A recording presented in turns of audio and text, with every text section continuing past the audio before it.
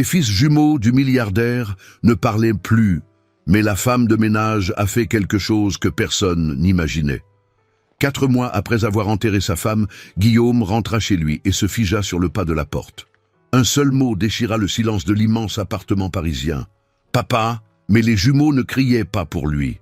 Ils criaient pour Amélie, l'humble femme de ménage, qui n'était là que depuis 3 semaines. Qu'avait-elle fait que lui, avec toute sa fortune et sa puissance, n'avait pas réussi à accomplir? « Papa, papa !» La mallette en cuir italien glissa des doigts de Guillaume. Elle tomba sur le marbre froid de l'entrée avec un bruit sourd et sec. Là, sur le tapis perçant du grand salon, les garçons tapaient dans leurs mains.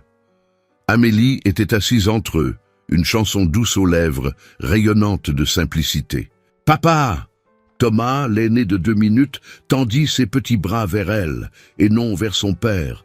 Les jambes de Guillaume tremblèrent sous son poids. Il dut s'appuyer contre le mur froid, le souffle coupé. « Qu'est-ce que vous avez fait ?» La voix sortit rauque, presque comme un grognement animal. Amélie se leva calmement, sans aucune précipitation. Ses yeux sereins rencontrèrent ceux de son patron, traversant la panique qu'elle y lisait. « Je leur ai simplement donné ce dont ils avaient besoin, monsieur Delacroix. » Il fit 2 pas en avant, entrant dans la lumière du salon. Ses poings se serrèrent involontairement le long de son costume sur mesure. Ils sont restés muets pendant 4 mois. 4 mois sans émettre un seul son. Sa voix monta, résonnant contre les hauts plafonds haussmanniens. Et vous arrivez ici, et en 3 semaines. Lucas et Thomas cessèrent de sourire instantanément. Ils regardèrent leur père avec des yeux écarquillés, effrayés. Amélie se baissa lentement à leur hauteur. Elle toucha le visage de chaque garçon avec une tendresse qui transperça la poitrine de Guillaume comme une lame. J'ai simplement regardé dans leurs yeux. Sa voix était basse, solide comme un roc. J'ai chanté, j'ai pris dans mes bras, j'étais là. L'air devint lourd, électrique entre eux. Ce n'était pas dans le contrat. Les mots sortirent tranchants, défensifs. Non, ce n'était pas écrit. Amélie ramassa son sac usé posé sur le canapé en velours. Mais vos fils n'ont pas besoin de plus de jouets hors de prix, monsieur. Ils ont besoin de vous.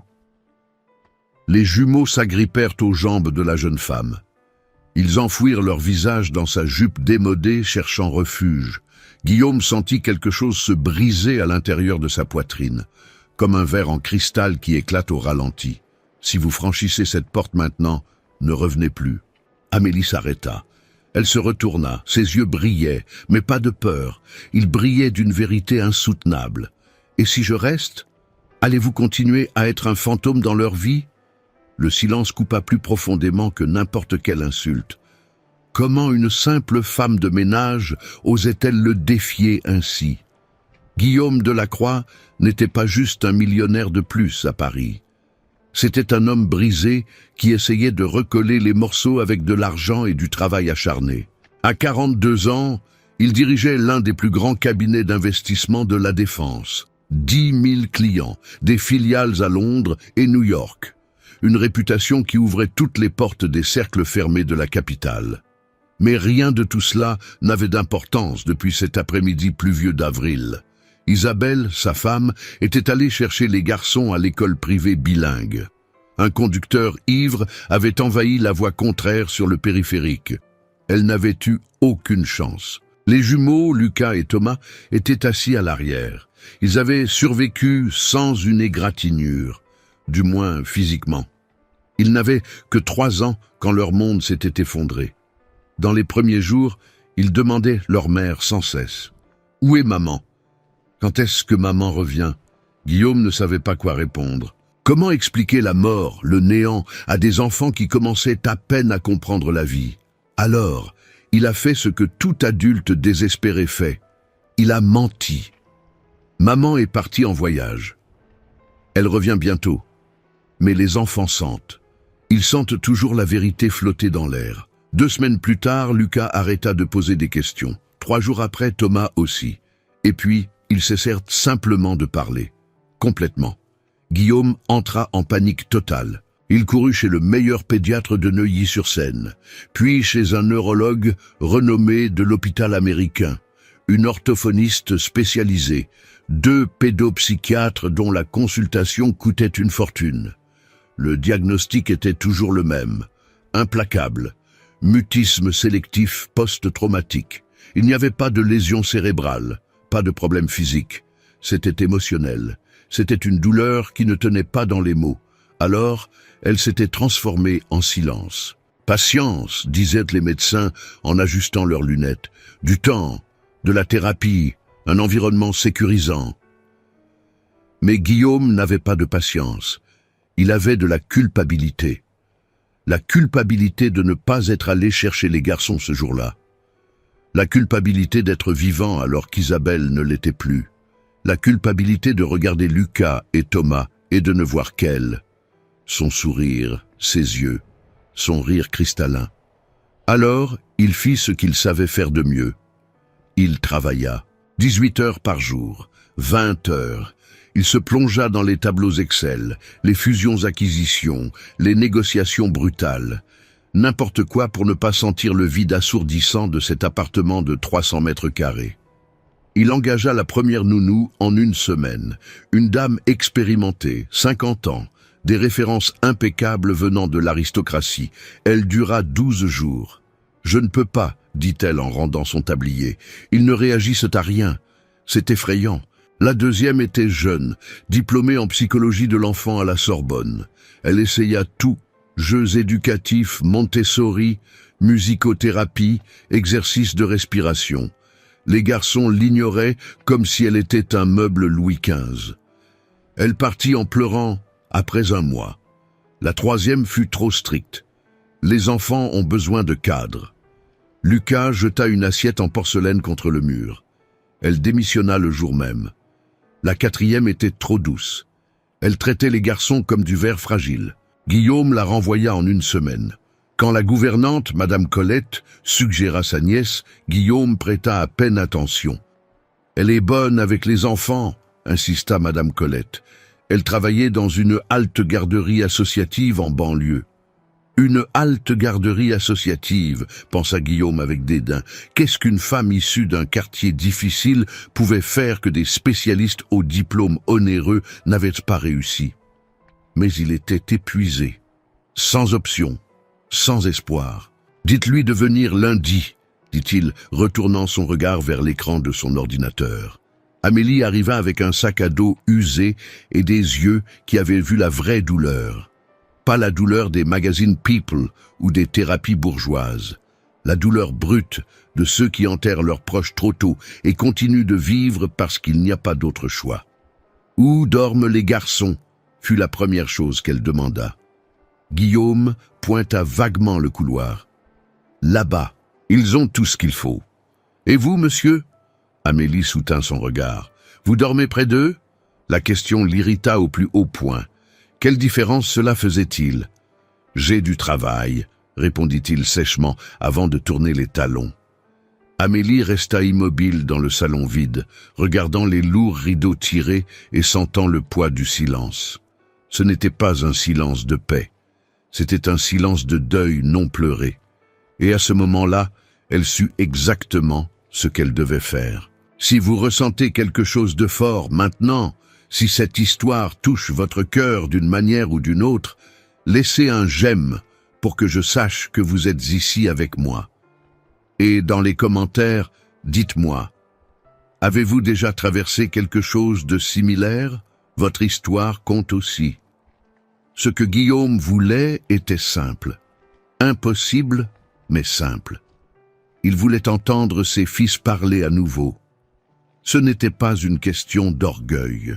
Ce n'était pas pour prouver quoi que ce soit aux médecins ou aux parents qui chuchotaient dans son dos lors des dîners mondains. C'était à propos de ce trou béant dans sa poitrine qui grandissait chaque matin en entrant dans la chambre des garçons et en n'étant reçu que par des regards vides. Guillaume se souvenait de tout. Chaque détail des garçons avant l'accident était gravé au fer rouge dans sa mémoire. Lucas se réveillait en criant « Papa !» tous les matins. Il sautait sur le lit à 6 heures, ses doigts s'enfonçant dans les côtes de Guillaume, riant pendant qu'il faisait semblant de dormir. Debout, le rire résonnait dans tout l'appartement. Thomas était différent, plus calme, mais pas silencieux. Jamais silencieux, il fredonnait tout le temps, des chansons qu'Isabelle inventait, des mélodies sans sens, des mots mélangés. Pendant qu'il jouait, qu'il mangeait, qu'il dessinait, la maison avait toujours du son, elle avait toujours de la vie. Et maintenant, rien. Un vide qui faisait plus mal que n'importe quel cri. Le neurologue, le docteur Mercier, avait facturé 1500 € la consultation.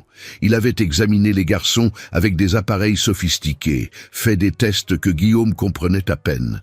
Le résultat vint dans un langage technique qui n'allégeait pas le poids. Absence de dommages neurologiques. Mutisme sélectif d'origine psychogène. Pronostic indéterminé. En français, s'il vous plaît, demanda Guillaume, la gorge serrée. Il n'y a rien de physiquement incorrect chez eux, expliqua le médecin. C'est le traumatisme. Le cerveau a choisi le silence comme protection. Cela peut durer des semaines, des mois, des années.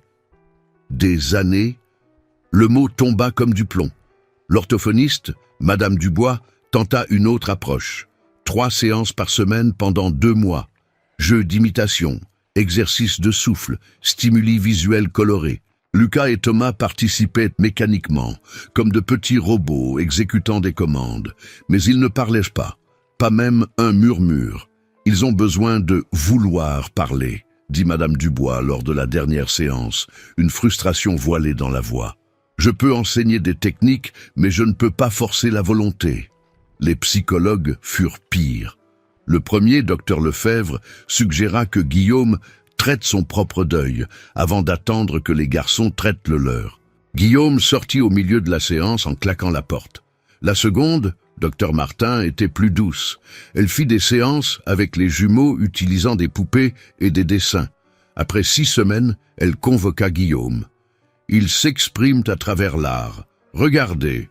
Elle montra des dessins, des figures sombres, un ciel gris, une femme flottant au loin. C'est sain qu'ils extériorisent ainsi. Mais ils ne parlent pas, souligna Guillaume, énonçant l'évidence. La communication n'est pas que verbale, contre-argumenta-t-elle. Guillaume ne revint pas, parce qu'il ne voulait pas de dessin, il ne voulait pas de poupée, il voulait entendre papa à nouveau. Il voulait entendre Lucas raconter des histoires folles sur des dinosaures. Il voulait entendre Thomas chanter cette chanson agaçante du dessin animé 17 fois de suite. Il voulait des preuves que ses fils étaient encore vivants à l'intérieur. Les nounous furent le désastre suivant.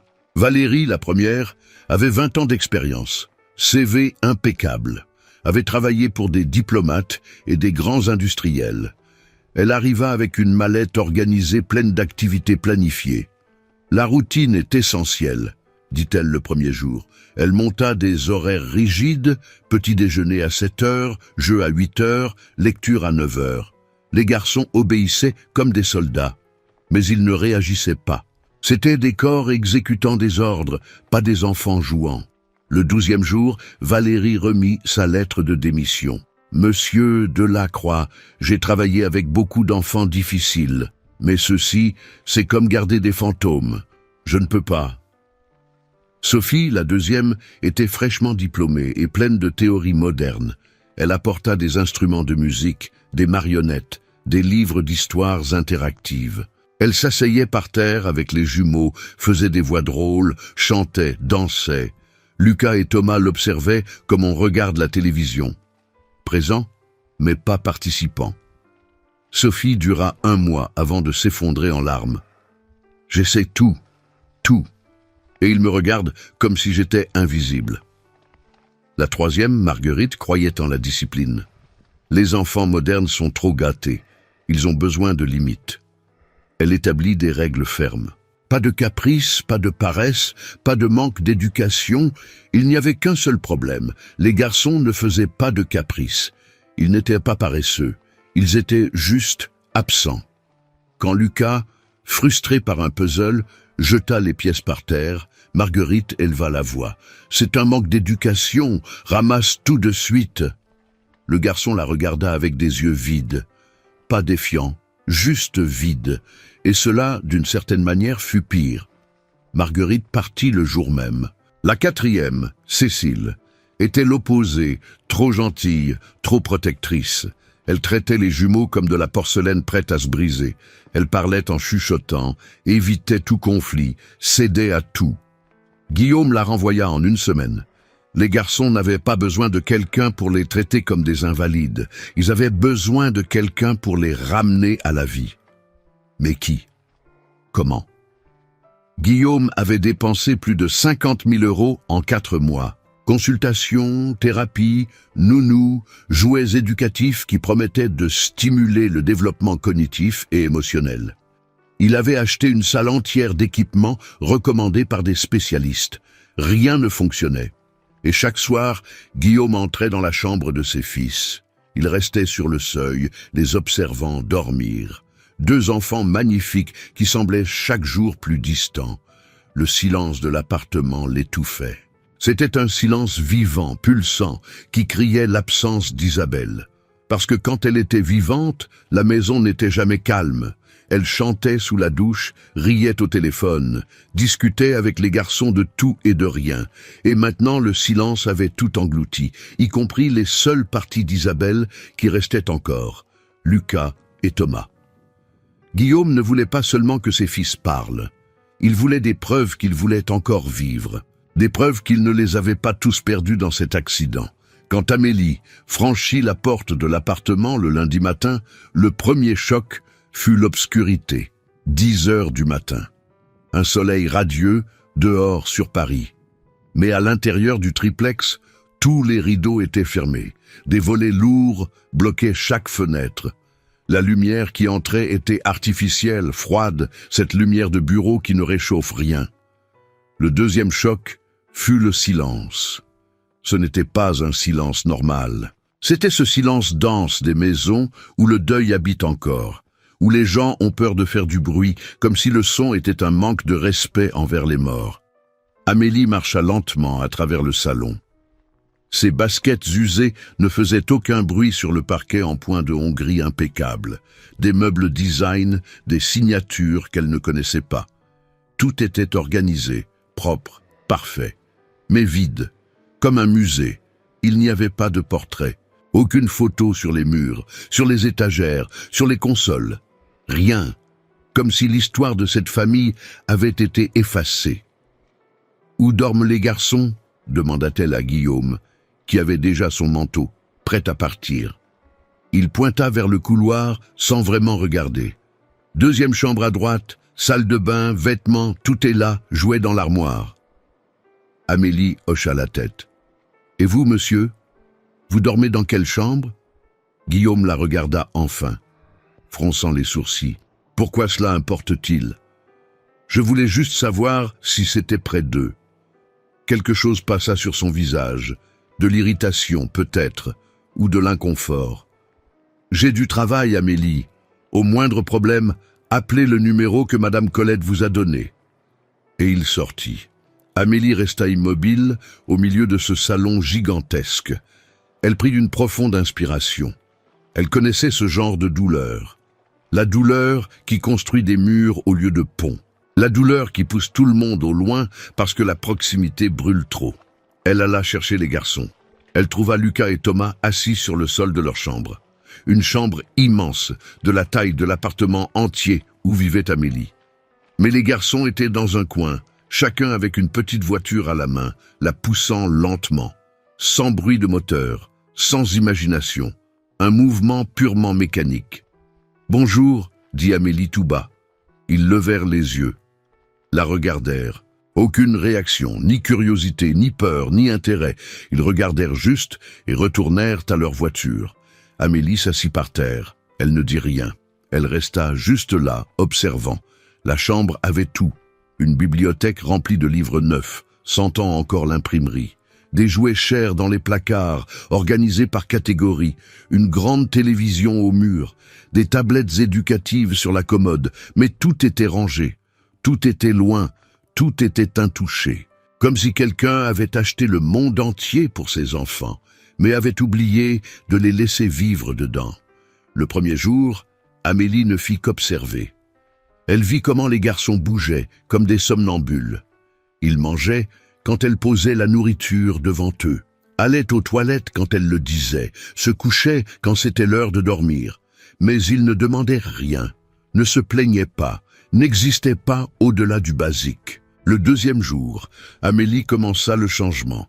Elle ouvrit les rideaux de la chambre des garçons. La lumière du soleil explosa à l'intérieur, révélant la poussière dansant dans l'air. Lucas et Thomas clignèrent des yeux, confus, comme s'ils avaient oublié que le soleil existait. « La lumière, c'est bon », dit Amélie doucement.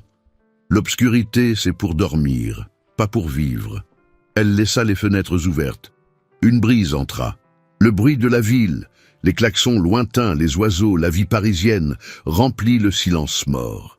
Le troisième jour, elle ouvrit les placards. Elle sortit tous les jouets des boîtes organisées. Elle les éparpilla sur le sol. Voitures, blocs, peluches, puzzles, tout accessible, tout à portée de petites mains. « Un jouet rangé n'est pas un jouet », dit-elle au garçon qui l'observait sans comprendre. « C'est de la décoration. » Le quatrième jour, elle apporta la musique. Elle ne la mit pas fort, juste une mélodie douce sur son vieux téléphone portable. Une chanson que sa mère chantait quand Amélie était enfant. Et elle chanta, tout bas, pendant qu'elle rangeait la chambre, qu'elle préparait le goûter, qu'elle pliait le linge.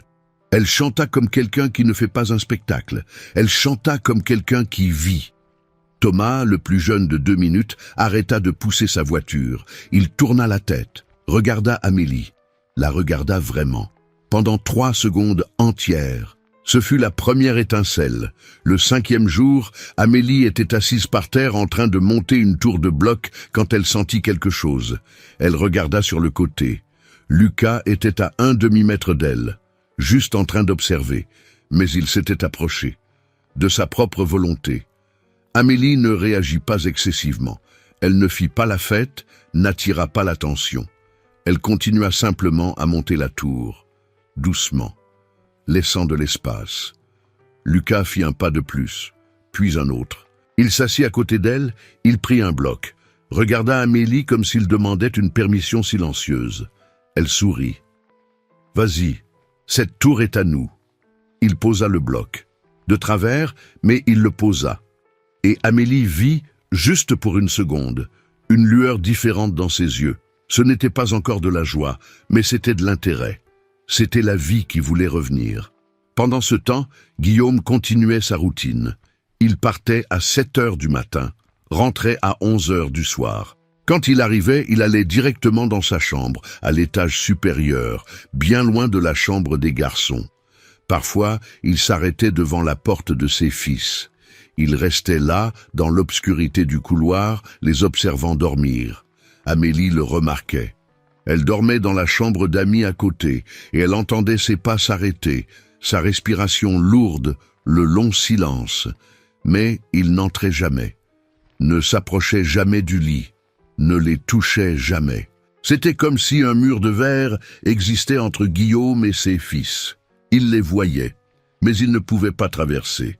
Et Amélie comprit quel était le véritable obstacle.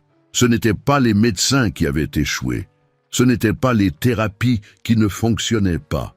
Ce n'étaient pas les nounous qui avaient abandonné. L'obstacle était le père lui-même. Un homme tellement perdu dans sa propre douleur qu'il avait oublié qu'il n'était pas seul dedans. Qu'il avait 2 enfants en train de se noyer à côté de lui, attendant que quelqu'un, n'importe qui, les tire vers la surface. Et le 30e jour, quand Lucas et Thomas crièrent « Papa !» pour la première fois en des mois, ils ne crièrent pas pour l'homme qui partageait leur ADN. Ils crièrent pour la femme qui avait eu le courage d'être présente. Guillaume était sur le pas de la porte du salon, pétrifié. La mallette en cuir tomba de ses doigts et frappa le marbre avec un son qui résonna dans toute la maison. « Papa! Papa !» Les jumeaux, parlant.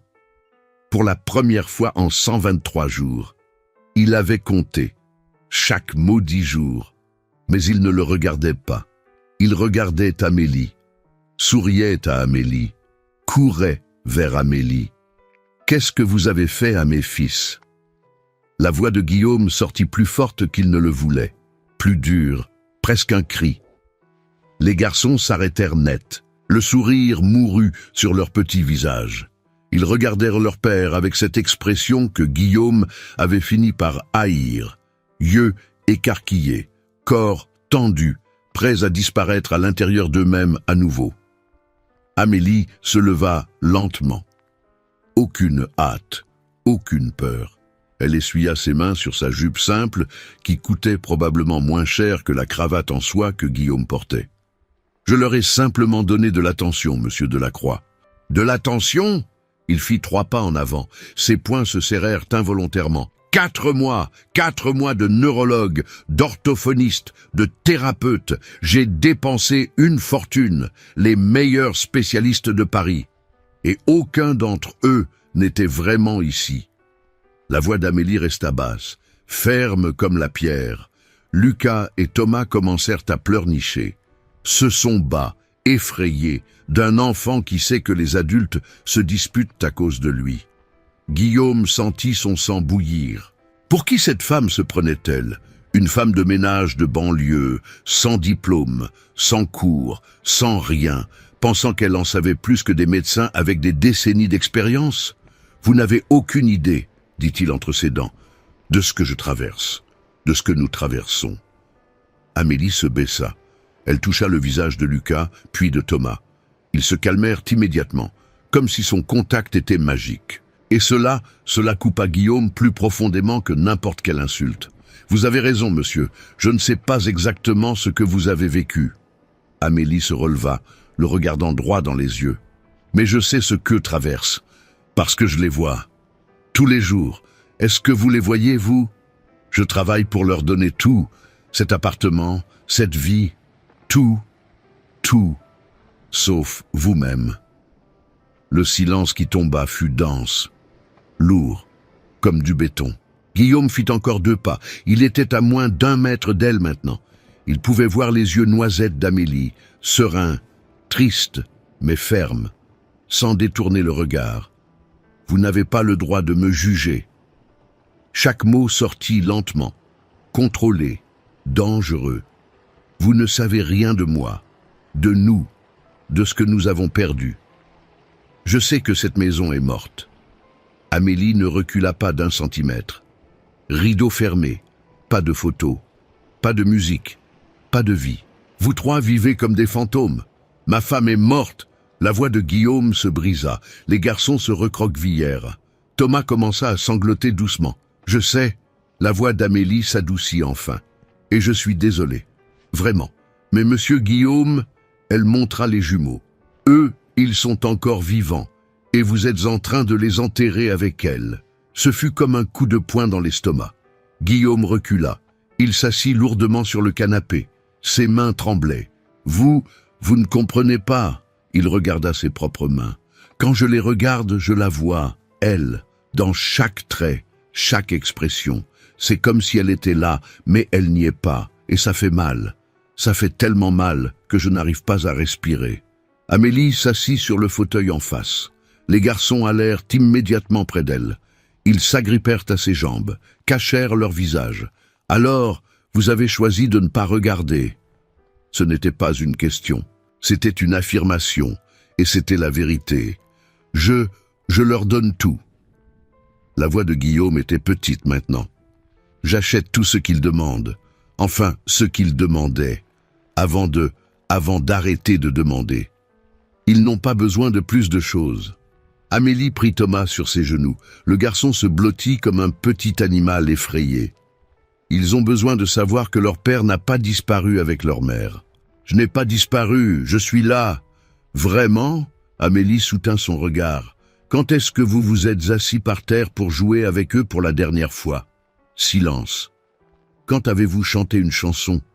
Lu une histoire avant de dormir? Les avez-vous serrés dans vos bras sans que ce soit juste un câlin rapide avant de partir en courant ?»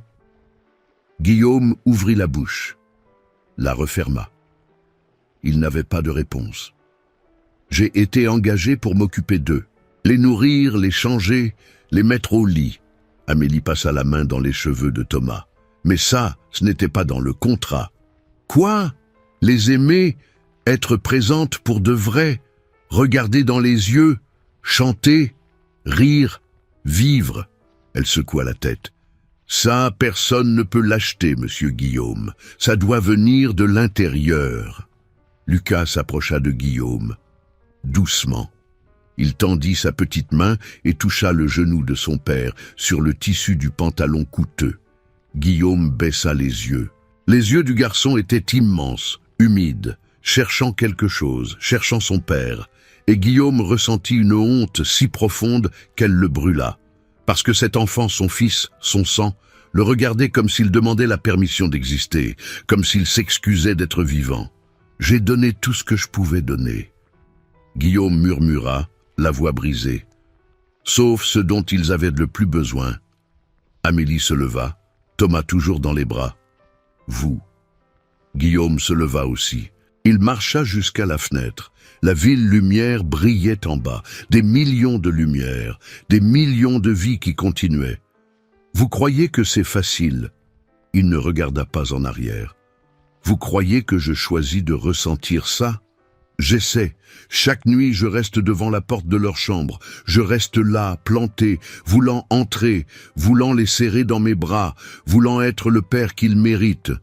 Mais quand je fais un pas, c'est comme s'il y avait un mur que je n'arrive pas à traverser, parce que vous essayez de le traverser tout seul. Amélie posa Thomas au sol doucement. Et vous avez construit ce mur si haut que même les garçons n'arrivent plus à vous atteindre. Guillaume se retourna enfin. Et vous qui êtes apparu ici il y a 1 mois et qui êtes soudainement experte en deuil, en paternité, en réparation de familles brisées, quelque chose passa sur le visage d'Amélie. Une douleur ancienne. J'ai perdu ma mère quand j'avais leur âge. Sa voix sortit plus basse. Et mon père a fait exactement ce que vous faites. Il a travaillé jusqu'à n'en plus pouvoir. Il a évité de me regarder parce que j'avais son visage. Et vous savez ce qui est arrivé? Je les ai perdus tous les deux. Elle est morte. Mais lui a choisi de mourir avec elle, et il m'a laissé seul. Les larmes coulaient sur son visage maintenant. Mais sa voix restait ferme. Quand ma tante m'a appelé pour travailler ici, et que j'ai vu vos fils, que je vous ai vus, j'ai vu mon histoire se répéter. Et j'ai pensé, pas encore. Je ne vais pas regarder 2 autres enfants perdre leur père juste parce qu'il ne sait pas comment gérer la douleur. Guillaume sentit le sol se dérober sous ses pieds. Alors, j'ai fait ce que personne n'a fait pour moi. J'ai été présente. J'ai chanté les chansons que ma mère chantait. J'ai donné les câlins que mon père n'a jamais donnés. Et vous savez ce que j'ai découvert? Amélie essuya ses larmes. Que l'amour est un choix. Ce n'est pas un sentiment qui apparaît. C'est une décision qu'on prend tous les jours, d'être là, même quand ça fait mal. Lucas et Thomas regardaient les 2 adultes, sans comprendre tous les mots, mais en ressentant tout. Mon contrat se termine vendredi. Amélie prit son sac. Il y a déjà une autre personne qui commence. Le cœur de Guillaume coula.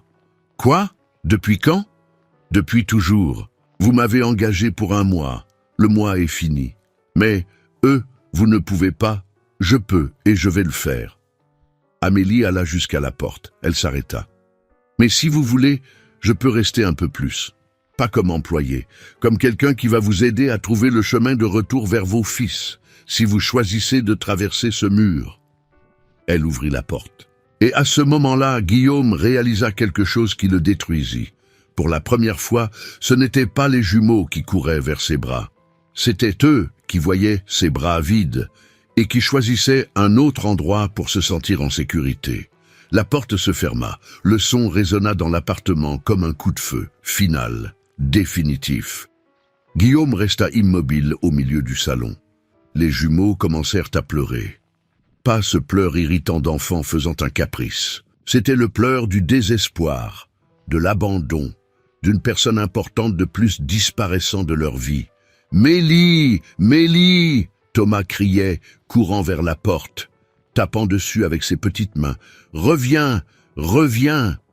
Lucas s'effondra par terre. Il replia ses petites jambes contre sa poitrine et se balança d'avant en arrière. Ce mouvement que Guillaume avait vu avant, dans les premiers jours après la mort d'Isabelle. Auto-apaisement. Le corps essayant de calmer une douleur que l'esprit n'arrivait pas à traiter. Et Guillaume resta là, immobile, inutile, parce qu'Amélie avait raison. Chaque mot qu'elle avait dit, chaque accusation, chaque vérité tranchante était absolument dévastatrice, juste. Il n'était pas père, plus maintenant. Il était un fantôme qui payait les factures. Un étranger qui partageait une adresse avec 2 enfants qui avaient son ADN mais pas sa présence. Les jambes de Guillaume cédèrent. Il s'assit par terre, là même, au milieu du salon, avec la mallette tombée à côté, le costume à 3000 € se froissant. À quand remontait la dernière fois qu'il avait joué avec ses fils? La question d'Amélie résonnait. Guillaume essaya de se souvenir. Il chercha dans sa mémoire comme on cherche des clés perdues. 2 mois, 3. Avant l'accident, c'était sûr. Il se souvenait d'un après-midi, un samedi peut-être, construisant un circuit de voiture avec Lucas.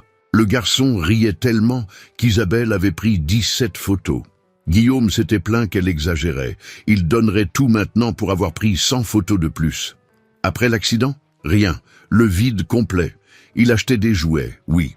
Il demandait à sa secrétaire de commander sur Internet. Des cartons arrivaient chaque semaine, mais il ne les ouvrait jamais avec eux, ne s'asseyait jamais par terre, ne faisait jamais semblant qu'un bloc de construction était un château ou qu'un dinosaure en plastique était vivant, parce que ça faisait trop mal. Chaque fois qu'il regardait Lucas, il voyait la façon dont le garçon fronçait les sourcils, exactement comme Isabelle quand elle était concentrée. Chaque fois que Thomas souriait, avant d'arrêter de sourire, c'était son sourire à elle, la fossette au même endroit, l'éclat dans les yeux. Alors Guillaume avait arrêté de regarder. Aussi simple que ça. Il avait arrêté. Il se levait avant eux, partait avant le petit déjeuner, rentrait après qu'il soit couché. Le week-end, il s'enfermait dans son bureau. Travail important, disait-il. Mais ce n'était pas vrai. C'était de la lâcheté. Et maintenant? Maintenant, ses fils avaient parlé pour la première fois en 4 mois. Un miracle que les médecins disaient impossible à prévoir. Et le premier mot n'avait pas été pour lui. Il avait été pour une femme qu'il connaissait depuis 30 jours. L'humiliation brûlait. Ce n'était pas de la colère contre Amélie, c'était de la honte de lui-même. Une honte si profonde qu'elle était physique. Elle brûlait la poitrine, serrait la gorge, pesait sur les épaules.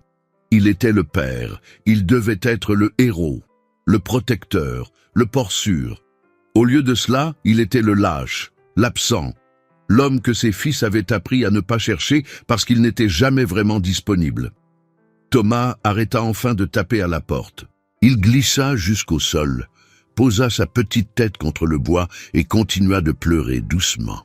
« Mélie, Mélie !» Lucas continuait de se balancer, les yeux vides, fixés sur un point distant. Et Guillaume réalisa quelque chose qui le détruisit complètement. Il ne savait pas comment les réconforter, il ne savait pas quoi faire, quoi dire, comment les tenir.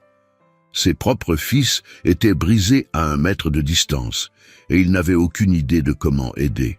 Quand est-ce qu'il avait perdu ça? Quand avait-il cessé de savoir être père? Il se souvint du jour où Lucas était né. 2 minutes avant Thomas, l'infirmière avait placé ce petit bébé minuscule, rouge, criant, dans ses bras, et Guillaume avait eu peur. Peur de le faire tomber, peur de serrer trop fort, peur de ne pas être suffisant. Isabelle avait ri. « Tu vas apprendre, nous allons apprendre ensemble. » Et ils avaient appris. Guillaume avait appris à changer les couches. Mal, mais il avait appris. Appris à chauffer le biberon à la bonne température. Appris que quand Lucas pleurait, il voulait les bras, mais quand Thomas pleurait, il voulait être dans son berceau. Il avait appris à être père avec Isabelle à ses côtés. Et quand elle était morte, elle avait emporté le manuel d'instruction. Guillaume avait essayé seul. Les premiers jours, il avait essayé. Mais chaque tentative était un souvenir. La chanson qu'il chantait était une chanson qu'Isabelle avait apprise. La façon de tenir était la façon qu'elle avait montrée. Le regard de réconfort était le regard qu'elle avait. Il était une copie bon marché, une version brisée. Et les garçons le sentaient. Alors il avait arrêté d'essayer. C'était plus facile, moins douloureux. Ou du moins, c'est ce qu'il pensait. Mais ce n'était pas moins douloureux. C'était juste une douleur différée. Une douleur qui grandissait, fermentait, empoisonnait tout. Et maintenant, il était là, assis par terre dans un appartement de plusieurs millions d'euros, entouré de luxe et de vide, regardant ses fils pleurer pour une femme de ménage qui en un mois avait fait plus pour eux que lui en 4. Guillaume regarda ses propres mains, des mains qui signaient des contrats de millions, des mains qui serraient les mains de politiciens et d'hommes d'affaires, des mains qui avaient construit un empire. Mais elle ne savait plus comment tenir ses propres enfants. La douleur dans la poitrine devint insupportable. Guillaume laissa tomber sa tête. Et pour la première fois depuis les funérailles d'Isabelle, depuis ce jour horrible où il avait dû être fort, où il avait dû parler au micro, où il avait dû tenir les garçons et dire « Tout va bien !» En mentant, Guillaume pleura. Il pleura fort. Il pleura laidement. Ce pleur qui vient de quelque part de profond, dont on ne soupçonnait même pas l'existence. Il pleura pour Isabelle, pour avoir perdu la femme qu'il aimait, pour toutes les conversations qu'il n'aurait plus jamais, pour tout le futur qui était mort dans cet accident. Il pleura pour ses fils, pour ne pas savoir comment les sauver, pour avoir échoué quand ils avaient le plus besoin de lui. Et il pleura pour lui-même, pour l'homme qu'il avait l'habitude d'être, pour le père qu'il avait essayé d'être, pour le trou à l'intérieur de lui qu'aucune quantité de travail ou d'argent ne pouvait combler. Lucas arrêta de se balancer. Il regarda son père, confus au début. Puis, lentement, il commença à ramper vers lui. Thomas arrêta aussi de pleurer. Il tourna sa petite tête, vit son frère bouger, se leva et suivit. Les deux s'approchèrent de Guillaume comme des animaux prudents, sans savoir si c'était sûr, sans savoir s'ils seraient rejetés de nouveau. Et quand ils arrivèrent près, si près que Guillaume pouvait sentir leur petite chaleur, ils s'arrêtèrent. Attendant, Guillaume leva les yeux, regarda ses fils, les regarda vraiment. Pour la première fois depuis des mois, il ne détourna pas le regard, ne ferma pas les yeux, n'imagina pas Isabelle. Il vit Lucas, il vit Thomas, deux petits-enfants effrayés qui avaient perdu leur mère et étaient en train de perdre leur père aussi. Et il choisit. Il ouvrit les bras. Les garçons regardèrent, incertains, comme si c'était un piège. « Viens !» La voix de Guillaume sortit rauque, brisée. « S'il te plaît, viens voir papa. » Lucas fit le premier pas. Puis il courut. Il se jeta dans les bras de son père avec une force qui faillit renverser Guillaume en arrière. Thomas suivit, il l'enlaça aussi, et les trois restèrent là, sur le sol froid du salon cher et vide, s'agrippant les uns aux autres comme des naufragés. « Pardon !» Guillaume murmura contre leurs cheveux. « Pardon, pardon, pardon !» Il ne savait pas s'il comprenait, peu importait, il avait besoin de le dire. Ils restèrent ainsi jusqu'à ce que les larmes s'arrêtent, jusqu'à ce que la respiration se calme, jusqu'à ce que l'appartement silencieux soit rempli seulement par les battements de 3 cœurs brisés essayant de trouver le même rythme. Et Guillaume sut, avec une certitude absolue, que quelque chose devait changer. Lui, il devait changer, parce qu'Amélie ne serait pas là pour toujours. Et même si elle l'était, les garçons n'avaient pas besoin d'elle. Ils avaient besoin de leur père. Et pour la première fois depuis l'accident, Guillaume ressentit quelque chose au-delà de la douleur et de la culpabilité. Il ressentit de la détermination. Avant de continuer, je vous fais une demande rapide. Si les histoires qui touchent l'âme et transforment des vies sont exactement ce que vous cherchez, abonnez-vous à la chaîne et activez la cloche dès maintenant. Vous ferez partie d'une communauté spéciale qui croit au pouvoir de l'amour. Ne manquez aucune histoire inspirante. Les 3 jours suivants furent les plus longs de la vie de Guillaume.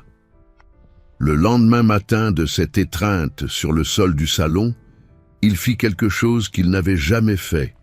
Il appela le bureau et dit qu'il ne venait pas. Il ne donna pas d'explication, ne promit pas de retour.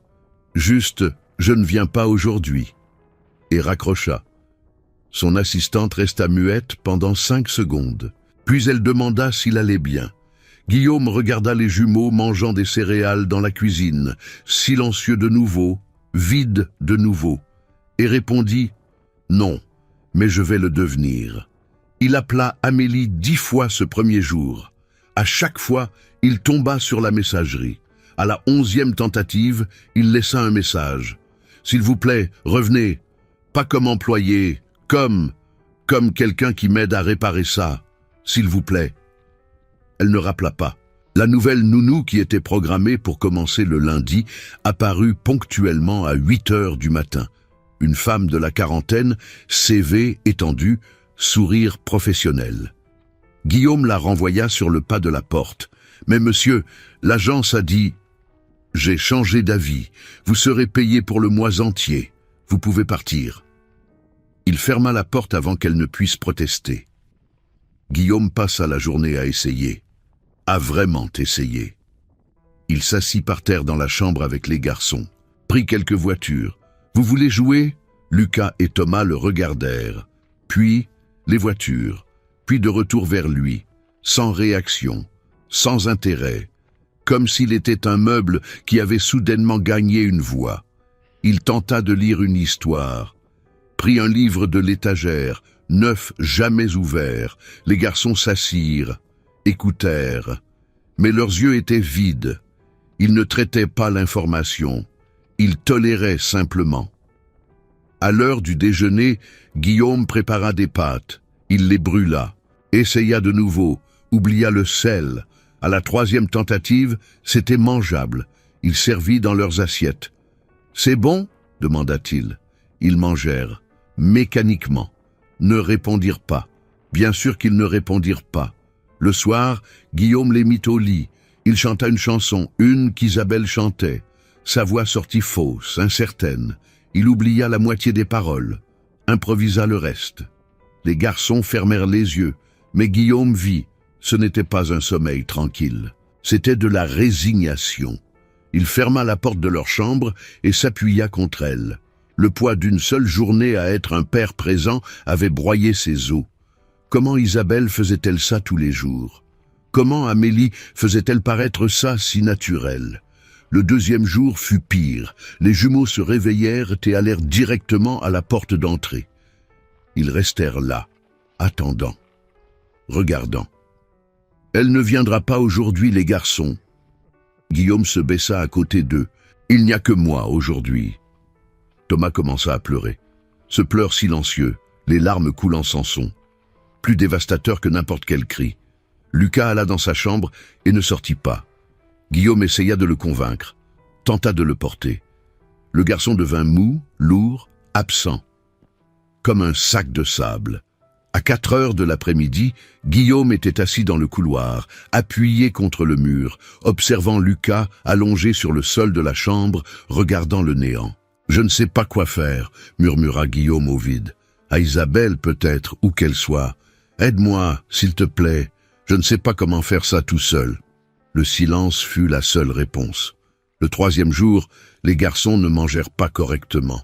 Guillaume prépara tout ce qu'il savait qu'ils aimaient ou avaient l'habitude d'aimer. Des crêpes, des nuggets, des fruits coupés en forme d'étoiles. Ils touchèrent la nourriture, quelques bouchées, rien de plus. Le soir, Guillaume était fini, physiquement et émotionnellement épuisé. Il mit les jumeaux au lit plus tôt. Ils ne protestèrent pas. Ils ne protestaient jamais. Il alla dans sa propre chambre, se coucha tout habillé. Regarda le plafond mouluré. Ses comptes bancaires avaient 7 chiffres. Il pouvait acheter n'importe quoi dans ce monde, sauf ce dont il avait besoin, sauf la capacité de ramener sa femme, sauf l'habilité de guérir ses fils, sauf un manuel sur comment être le père qu'il méritait. Il dormit ou s'évanouit, il ne savait pas trop. Il se réveilla dans le noir. L'horloge marquait 3h40 du matin. Quelque chose l'avait réveillé. Un son, bas, lointain. Il se leva, marcha dans le couloir. La porte de la chambre des jumeaux était entr'ouverte.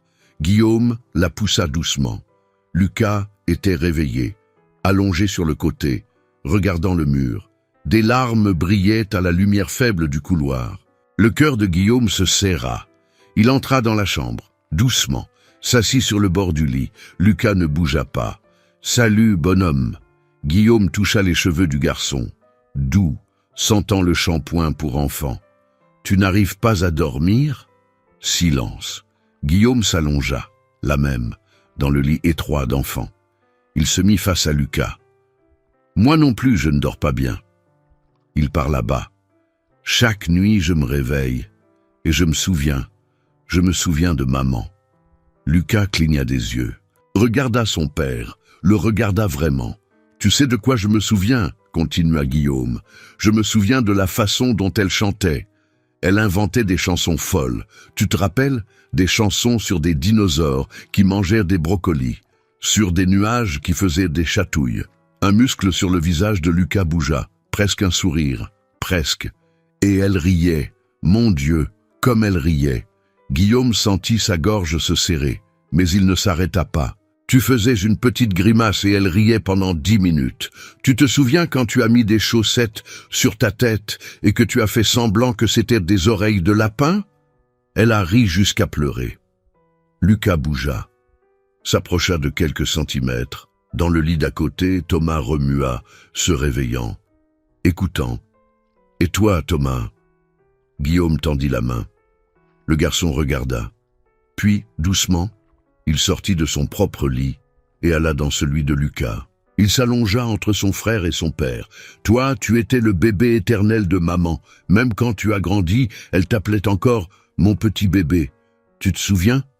Thomas enfouit son visage dans l'épaule de Guillaume. « Maman vous aimait. » Guillaume les serra tous les deux. Plus que tout au monde, plus que le soleil, plus que les étoiles. Elle disait ça tous les soirs avant que vous dormiez. Elle est tout. La voix de Thomas sortit si basse que Guillaume l'entendit à peine. Mais il l'entendit. Elle est au ciel maintenant, mon fils. Il y a eu un accident et elle n'a pas pu rester. Pourquoi? Thomas leva son petit visage humide. On a été méchants? Le cœur de Guillaume éclata en 1000 morceaux. Non, jamais! Il tira le garçon plus près. Vous n'avez rien fait de mal. Rien. C'était un accident. Quelque chose de mauvais qui est arrivé.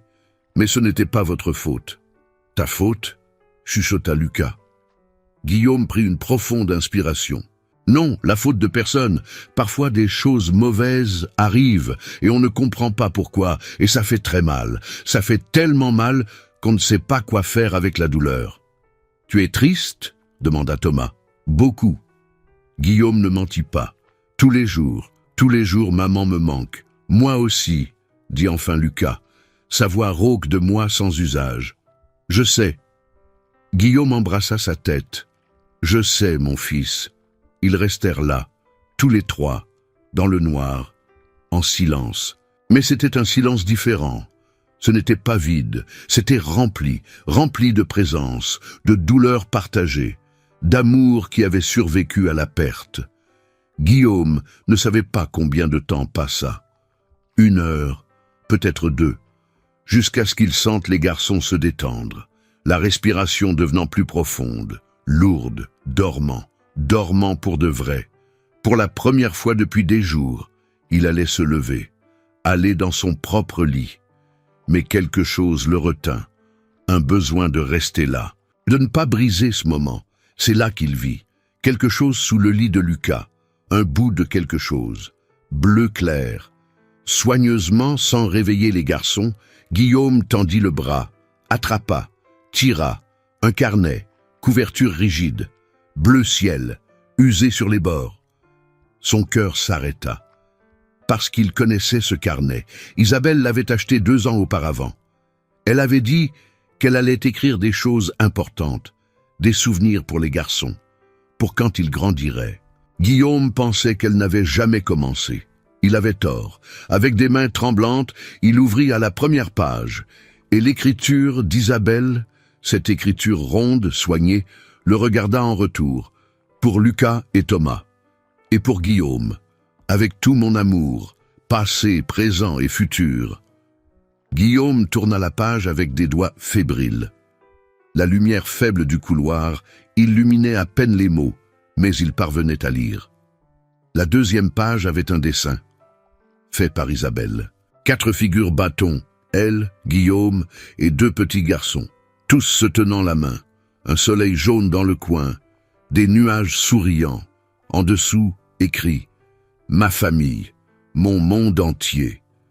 Guillaume couvrit sa bouche avec sa main libre, étouffant un sanglot qui voulait sortir. Il tourna encore une page, une chanson, paroles écrites à la main. « Quand la nuit viendra et que la peur frappera, souviens-toi que papa est là et maman aussi.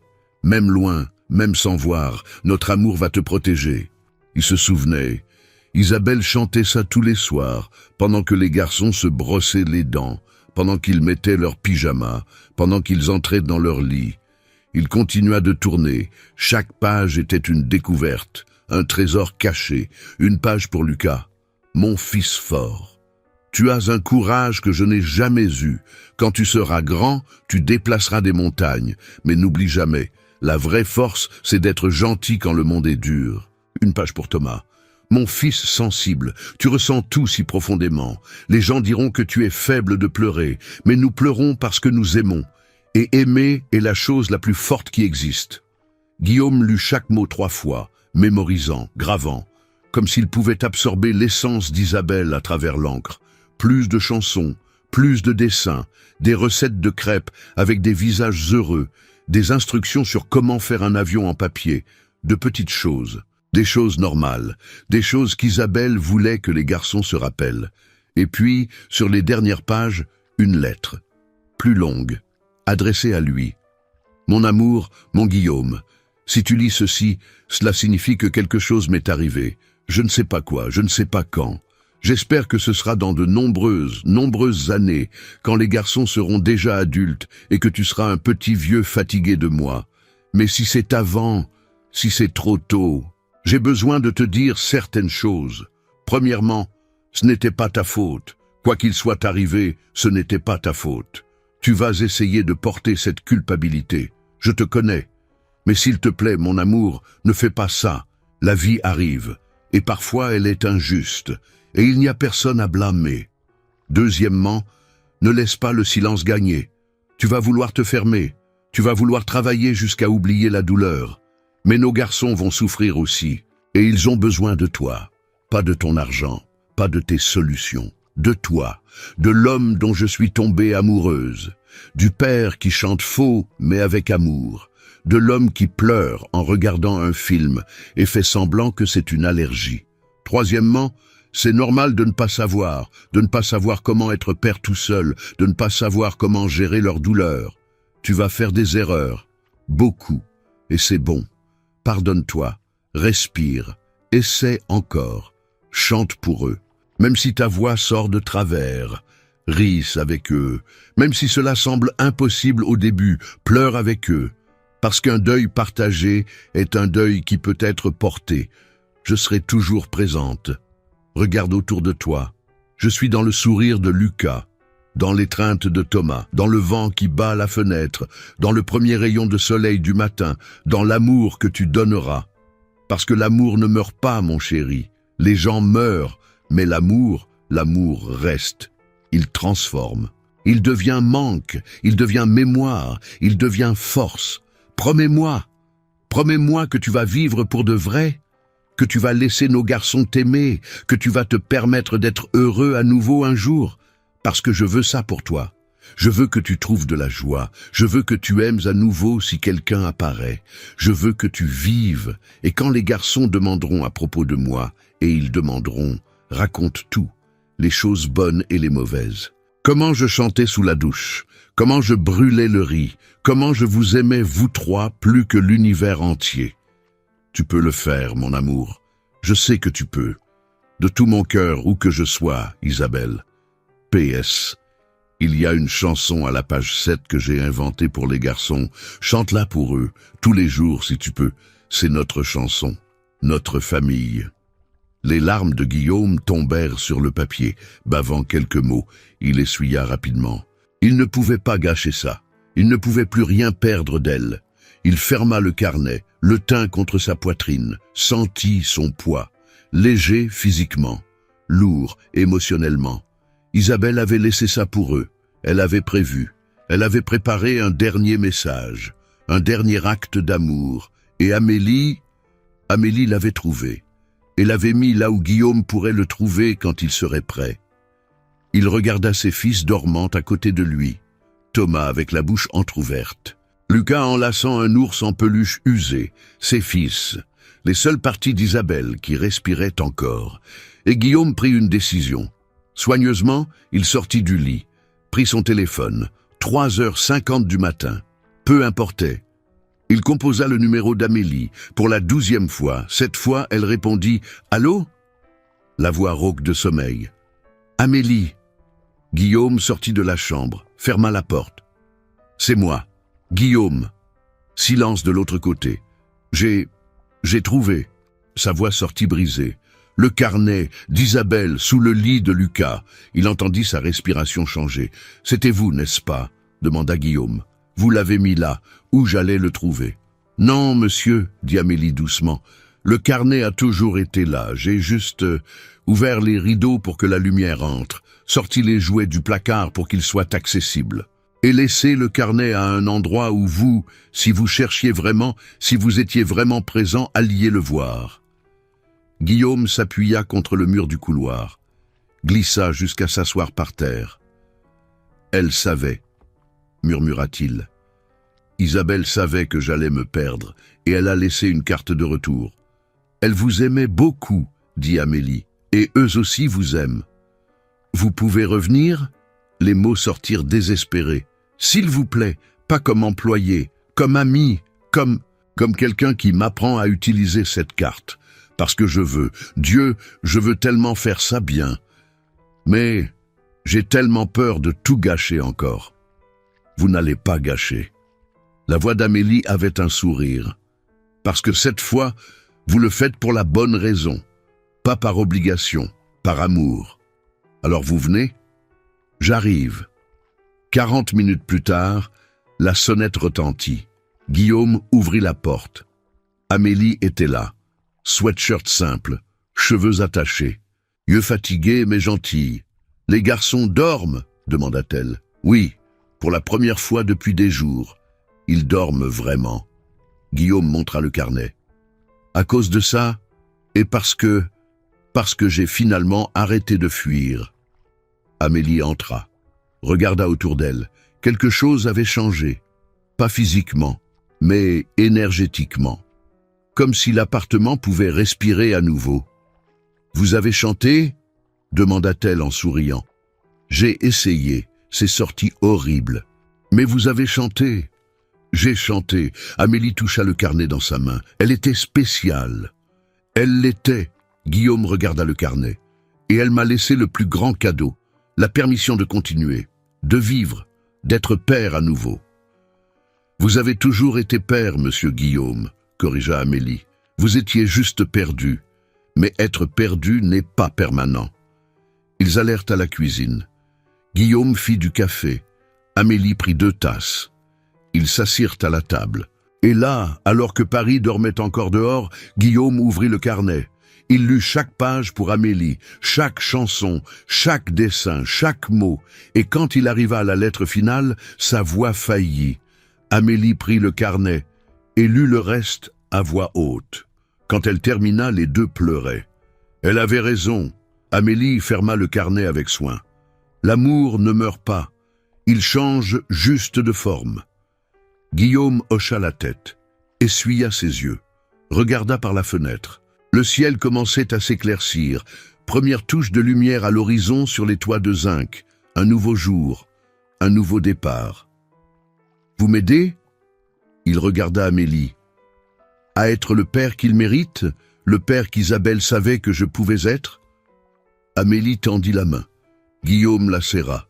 « Ensemble, » dit-elle. « Parce que la famille, ce n'est pas que le sang. C'est ceux qui choisissent de rester quand ça devient difficile. » Et pour la première fois en 4 mois, Guillaume ressentit quelque chose qu'il avait oublié exister. L'espoir. Le lundi suivant, Guillaume fit quelque chose qu'il n'avait jamais fait en 15 ans de carrière. Il appela tous ses associés et dit qu'il prenait un congé indéterminé. Indéterminé. L'associé principal, Jean-Marc, faillit s'étouffer. « Guillaume, nous avons la réunion avec les investisseurs japonais jeudi. Reprogramme, où tu la diriges. » Mais Jean-Marc. Guillaume regarda les jumeaux mangeant des tartines dans la cuisine. Amélie à côté d'eux, coupant des fruits. « J'ai passé 15 ans à construire une entreprise et 4 mois à détruire une famille. Je dois réparer la seconde avant de me soucier de la première. » Silence de l'autre côté. Puis, « J'ai compris. Prends le temps qu'il te faut. » Guillaume raccrocha. Regarda Amélie. Elle sourit. « Prêt à commencer pour de vrai ?»« Prêt. » Les premiers jours furent une leçon. Amélie ne faisait pas pour lui, elle lui apprenait à faire. « Regardez », elle montra pendant que Lucas dessinait. « Vous voyez comment il tient le crayon ? 3 doigts fermes, exactement comme vous quand vous signez des contrats. » Guillaume n'avait jamais remarqué. Il s'assit à côté de son fils, prit un autre crayon. « On dessine ensemble ?» Lucas regarda, méfiant. Puis il hocha la tête, petit, hésitant. Mais il hocha. Ils dessinèrent pendant 21 minutes. Guillaume fit un chien qui ressemblait à une pomme de terre avec des pattes. Lucas rit. Un rire tout bas, mais c'était un rire. Le cœur de Guillaume explosa de joie. Amélie montra comment Thomas inclinait la tête quand il réfléchissait, exactement comme Isabelle faisait. Il a hérité ça d'elle. Regardez. Guillaume observa et vit. Pour la première fois, il vit Isabelle dans ses fils non comme une douleur, mais comme un cadeau, comme des morceaux d'elle qui continuaient à vivre. « Elle est ici », murmura-t-il, touchant la tête de Thomas. « Elle n'est jamais partie pour de vrai. »« Jamais », acquiesça Amélie. Le 3e jour, Guillaume décida de faire le petit déjeuner. « Crêpes », annonça-t-il, « comme maman faisait. » Amélie resta sur le seuil de la cuisine observant, prête à aider si nécessaire, mais le laissant essayer. Guillaume cassa les œufs, mélangea la farine, mit dans la poêle. 5 minutes plus tard, de la fumée noire montait. L'alarme incendie se déclencha. Guillaume courut ouvrir les fenêtres pendant qu'Amélie éteignait le détecteur. « Papa a tout brûlé !» Lucas apparut dans la cuisine, le nez froncé. « J'ai brûlé !» admit Guillaume, riant de lui-même. « J'ai beaucoup brûlé !» Thomas entra aussi, regarda la crêpe carbonisée, regarda son père, et commença à rire. Pas ce rire poli, un rire vrai, ce grand éclat de rire d'enfant qui vient du ventre. Lucas commença à rire aussi. Et alors, Guillaume. Il rit de l'absurde, rit du soulagement. Rit parce que ses fils riaient de nouveau. Les 3 rirent jusqu'à avoir mal au ventre, jusqu'à ce que les larmes coulent. Guillaume prit les garçons dans ses bras, un sur chaque bras, tournoyant dans la cuisine pleine de fumée. « Pourquoi tu pleures, papa ?» Thomas toucha les larmes sur son visage. « C'est un pleur heureux, mon fils », expliqua Guillaume, les posant au sol. « Parfois on est tellement heureux que le cœur ne tient pas dans la poitrine. Et ça a besoin de sortir d'une façon. Ça devient des larmes de joie. Ça existe, demanda Lucas admiratif. Ça existe, et c'est le meilleur type de pleurs. Amélie essuya ses propres yeux. Elle prit la spatule. Et si je vous apprenais à faire des vraies crêpes? Ils firent ensemble. Les 4. Ils mirent le bazar dans toute la cuisine, de la farine par terre, dans les cheveux, sur les vêtements. Les crêpes sortirent tordues, mais délicieuses. Et la maison, pour la première fois depuis des mois, eut le son de la vie. Des rires, des conversations, du bon bruit. Le 5e jour, Guillaume eut une idée. « On va au parc ?» Les garçons regardèrent. Ils n'étaient pas allés au parc depuis avant. « Juste nous 3, compléta Guillaume. « Pas de chauffeur, pas de nounou, juste moi et vous. » Amélie hocha la tête, encourageante. « Allez-y, allez vivre !» Guillaume installa les garçons dans la voiture, conduisit lui-même, chose qu'il faisait rarement dans Paris. Il se gara près du jardin du Luxembourg. Ils marchèrent sur le gravier, main dans la main. Le parc était plein, des enfants courant autour du grand bassin, des parents poussant des bateaux, la vie qui se déroulait. « Balançoire !» cria Thomas en pointant. « Alors on y va !» Guillaume les emmena jusque-là. Il mit chacun sur une balançoire, resta au milieu, poussait l'un puis l'autre, alternant. « Plus haut, papa ? Plus haut ?» Guillaume poussa plus fort. Les garçons volèrent, criant de joie. Ce cri pur d'enfant heureux. Une femme à côté sourit. « C'est beau de voir un père si présent. C'est rare de nos jours. » Guillaume la regarda, puis ses fils. « J'ai été absent trop longtemps. Je ne commettrai pas cette erreur de nouveau. » Ils passèrent 3 heures au parc. Toboggan, manège, bac à sable. Guillaume participa à tout. Il salit ses chaussures italiennes dans le sable, déchira son pantalon en escaladant la structure de jeu. Il s'en fichait, parce que pour la première fois, il vivait. Il était présent. Il était père. Au retour à la maison, les garçons dormirent dans la voiture, épuisés par la joie. Guillaume les porta, un sur chaque bras, jusqu'à l'appartement. Amélie ouvrit la porte, sourit en voyant la scène. C'était bien, c'était parfait. Guillaume mit les garçons dans leur lit, couvrit chacun, embrassa leur front. C'était le meilleur jour depuis très longtemps. Il retourna au salon. Amélie était en train de ranger son sac. « Qu'est-ce que vous faites ?» demanda Guillaume. « Mon travail ici est fini, monsieur Guillaume. » Son cœur coula. « Comment ça ? Vous n'avez plus besoin de moi. » dit-elle, gentille, mais ferme. « Vous avez déjà appris le chemin, maintenant il faut juste suivre. Mais j'ai encore tant à apprendre, tant que je ne sais pas. Et vous allez apprendre, en vous trompant, en essayant de nouveau, en grandissant avec eux. » Amélie toucha son bras. « Je ne suis pas venu ici pour être une béquille. Je suis venu pour montrer que vous pouvez le faire seul. Et vous pouvez. Amélie, vous nous avez sauvés. » « Non. » Elle secoua la tête. « Vous vous êtes sauvés. J'ai juste allumé la lumière pour que vous voyiez le chemin.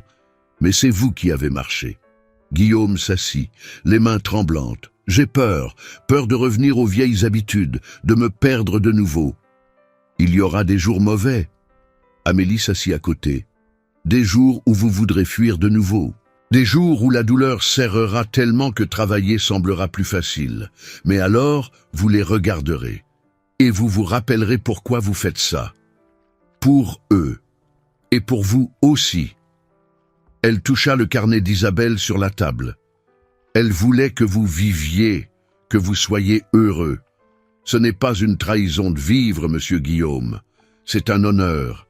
C'est montrer que son amour a été si fort qu'il a survécu à la mort. Les larmes vinrent de nouveau. Guillaume ne lutta pas contre elle. « Vous ne partez pas complètement, n'est-ce pas ?» demanda-t-il. « Les garçons, ils vous aiment. Et moi, je les aime. » Amélie sourit. « C'est pour ça que je vais rester dans les parages, pas comme employé, comme ami de la famille, dîner le week-end, anniversaire, occasion spéciale. Je ne vais pas disparaître. Je vais juste donner de l'espace pour que vous redeveniez une famille. Et le travail, je ne peux pas vous laisser sans... J'en ai déjà un. » Elle interrompit. « Vous vous souvenez de la fondation dont nous avons parlé, pour les parents qui ont perdu leur partenaire? J'ai commencé à travailler comme bénévole, et je fais des études le soir. Psychologie. »« Je paie, » dit Guillaume immédiatement. « Pas besoin. S'il vous plaît, laissez-moi faire ça, pas comme paiement, comme gratitude, comme investissement dans quelqu'un qui va changer des vies comme elle a changé la nôtre. » Amélie resta silencieuse, puis elle hocha la tête. « Merci. » Ils se levèrent. Amélie alla jusqu'à la porte, s'arrêta, se tourna. « Monsieur Guillaume, une dernière chose. »« Oui ?»« Chantez pour eux, tous les jours, la chanson du carnet, celle qu'Isabelle a inventée. Chantez faux, chantez mal, mais chantez, parce que c'est dans cette chanson qu'elle vit, et c'est en chantant que vous la gardez vivante pour eux. »« Je chanterai, » promit-il, « tous les jours. » Amélie ouvrit la porte, s'arrêta une fois de plus. « Et Guillaume ?» Elle ne l'appela pas monsieur cette fois. Vous êtes un meilleur père que vous ne le pensez. Vous aviez juste besoin d'y croire. La porte se ferma. Guillaume resta immobile. Puis il alla jusqu'à la chambre des garçons, ouvrit la porte doucement. Ils dormaient, blottis chacun dans son lit, mais les visages étaient tranquilles, pas tendus, pas effrayés, tranquilles. Guillaume entra, s'assit par terre entre les deux lits, prit le carnet d'Isabelle, ouvrit à la page 7 et commença à chanter, tout bas, faux, mais avec amour. Quand la nuit viendra et que la peur frappera, souviens-toi que papa est là et maman aussi. Même loin, même sans voir, notre amour va te protéger. Lucas bougea, sourit dans son sommeil. Thomas soupira, se détendit plus profondément, et Guillaume comprit. Isabelle avait raison. Elle était là, dans chaque note, dans chaque mot, dans chaque moment d'amour qu'il choisissait de donner. L'obstacle avait été vaincu, pas avec de l'argent, pas avec des médecins, mais avec de la présence, avec un choix, avec le courage de ressentir la douleur et de vivre quand même. Il avait trouvé le chemin du retour. Et cette fois, il n'allait plus jamais se perdre. Le samedi suivant, Amélie revint, comme promis, pas comme employée, comme amie. Elle apporta un sac plein d'ingrédients. « On fait de la mousse au chocolat ?» annonça-t-elle à la porte. « Mélie !» Les jumeaux coururent, enlacèrent ses jambes avec une force qui faillit la renverser. « Bonjour, mes amours !» Elle se baissa, embrassa la tête de chacun. « Vous m'avez manqué. »« Nous aussi !» Thomas ne lâchait pas. « Tu restes pour toujours ?»« Je reste aujourd'hui, et je reviens la semaine prochaine. » Et l'autre. « Chaque fois que je pourrai, je serai là. » Guillaume apparut de la cuisine, tablier noué, cadeau de Lucas, avec des dessins de dinosaures. J'essayais de faire ces toasts que tu as enseignés. Je crois que j'ai brûlé encore. Amélie rit. Laissez-moi voir. Ils allèrent à la cuisine. Les toasts étaient en effet un peu noirs sur les bords, mais ce n'était pas du charbon, c'était un progrès. Ce n'est pas mauvais, Amélie approuva. Juste besoin de surveiller plus. Venez, je vais montrer. Ils passèrent l'après-midi ensemble, firent de la mousse au chocolat. Les garçons léchèrent plus la cuillère qu'ils ne mirent de chocolat dans les bols. Firent des toasts de nouveau, cette fois sans brûler. Regardèrent un film, les quatre serrés sur le canapé. Quand il fit noir, Amélie partit, mais elle promit de revenir, et elle revint tous les samedis. Parfois elle amenait sa tante, Madame Colette, parfois elle venait seule, mais elle venait toujours. Et la maison qui était un mausolée devint un foyer à nouveau. Les changements ne passèrent pas inaperçus. Madame Colette, la gouvernante, pleura le premier samedi qu'elle revint. Elle vit Guillaume par terre, jouant aux voitures avec les garçons, vit les rideaux ouverts, vit des photos d'Isabelle sur les murs. Guillaume les avait déballées et remises. « Dieu merci », murmura-t-elle à Amélie. « Dieu merci, tu es apparue. »« Ce n'était pas moi », corrigea Amélie. C'était lui. Il a choisi de revenir. Au bureau, les associés remarquèrent. Jean-Marc appela la deuxième semaine. « Guillaume, comment vont les choses ?»« Bien. Mieux. » Guillaume était au parc, poussant la balançoire. « Beaucoup mieux. »« Super. Alors, quand est-ce que tu reviens ?»« Je ne sais pas encore. Peut-être le mois prochain, à mi-temps. » « Mi-temps ?» Jean-Marc ne réussit pas à cacher sa surprise. « Mais... » Jean-Marc, j'ai assez d'argent pour que 3 générations ne travaillent pas. Ce que je n'ai pas, c'est assez de temps avec mes fils. Ils ne vont pas être des enfants pour toujours. Le cabinet continuera d'exister. Cette phase de non. Silence. Puis, tu as raison, totalement raison. Profite, Guillaume, profite de chaque seconde. À la fondation où Amélie avait commencé à travailler, les coordinateurs perçurent quelque chose de différent chez elle. « Tu es plus légère », commenta Sonia, la directrice, « plus confiante. »« J'ai aidé une famille », expliqua Amélie, « et j'ai compris que ma douleur n'a pas été vaine. Je peux la transformer en quelque chose de bon. Je peux empêcher que d'autres enfants perdent leurs parents à cause du deuil. Tu vas être incroyable dans cette profession. » Sonia toucha son épaule. « Tu l'es déjà. » 3 semaines après le jour des crêpes brûlées, Guillaume fit quelque chose qu'il n'avait pas fait depuis des années. Il organisa un dîner. Il invita Madame Colette, Amélie et quelques amis proches, des gens qui avaient disparu après la mort d'Isabelle parce que Guillaume s'était complètement fermé. Raphaël, son meilleur ami depuis l'université, fut le premier à arriver. Il s'arrêta à la porte, regardant l'appartement.